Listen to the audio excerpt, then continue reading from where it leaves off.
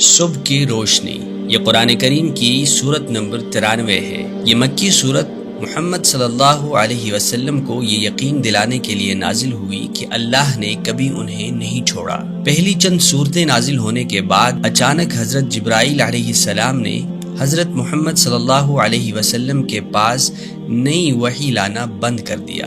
یہ صورتحال کچھ عرصے تک جاری رہی، جس سے محمد صلی اللہ علیہ وآلہ وسلم الجھن میں پڑ گئے اور سوچنے لگے کہ کیا انہوں نے اللہ کو ناراض کیا ہے۔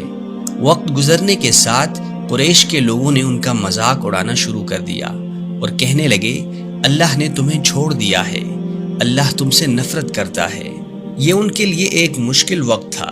وہ بہت اداس اور پریشان ہو گئے کہ وہ جو کہہ رہے ہیں کیا سچ ہے۔ ایک طویل انتظار کے بعد جبرائیل علیہ السلام نئی وحی اور اللہ کی طرف سے اپنے محبوب نبی صلی اللہ علیہ وسلم کے لیے تسلی کا پیغام لے کر واپس آئے۔ والضحی، صبح کی روشنی کی قسم، واللیل اذا سجا، اور رات کی جب وہ خاموش ہو جائے۔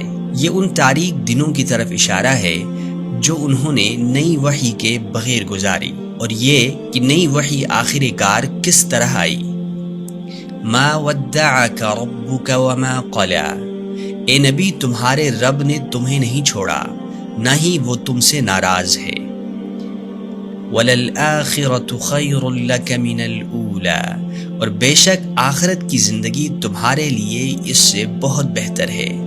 وَلَسَوْفَ يُعْطِيكَ رَبُّكَ فَتَرْضَى، اور یقیناً تمہارا رب تمہیں اتنا دے گا کہ تم خوش ہو جاؤ گے۔ یہاں مشکل وقت میں صبر کی اہمیت پر زور دیتے ہوئے یہ یاد دلانا کہ آخرت میں تمہیں جو ملے گا وہ اس دنیا کی تمام چیزوں سے کہیں بہتر ہے۔ اللہ پھر محمد صلی اللہ علیہ وسلم کو یاد دلاتے ہیں کہ انہوں نے ان کا کس طرح خیال رکھا۔ أَلَمْ يَجِدْكَ يَتِيمًا فَآوَى، کیا اس نے تمہیں یتیم نہیں پایا اور پھر پناہ نہیں دی؟ وَوَجَدَكَ ضَالًّا فَهَدَى، کیا اس نے تمہیں بغیر راہ کے نہیں پایا اور پھر تمہیں رہنمائی عطا کی؟ وَوَجَدَكَ عَائِلًا فَأَغْنَى، کیا اس نے تمہیں محتاج نہیں پایا پھر تمہاری ضروریات پوری کی؟ اللہ پھر اپنے نبی اور ہم سب کو عمل کرنے کی دعوت دیتے ہیں۔ فَأَمَّا الْيَتِيمَ فَلَا تَقْهَرْ، پس یتیم پر ظلم نہ کرو۔ وَأَمَّا السَّائِلَ فَلَا تَنْهَرْ، اور مدد مانگنے والے کو نہ جھڑکو۔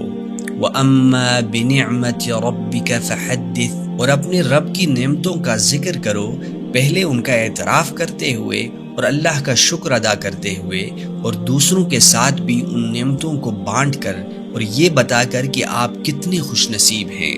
اللہ محمد صلی اللہ علیہ وآلہ وسلم اور ہمیں یہ سکھا رہے ہیں کہ زندگی میں تاریک لمحات آئیں گے، ایسے وقت جب ہم اداس یا بے بس ہوں، اللہ پر ایمان رکھیں اور قرآن پڑھ کر اس کی نعمتوں کو یاد کریں، اور جان لیں کہ اللہ ہمیں انعام دے گا، اگرچہ اس دنیا میں نہیں تو یقیناً آخرت میں ضرور دے گا۔ ہمارے YouTube چینل کو سبسکرائب کریں تاکہ مزید ویڈیوز اور مواد تک رسائی حاصل کر سکیں۔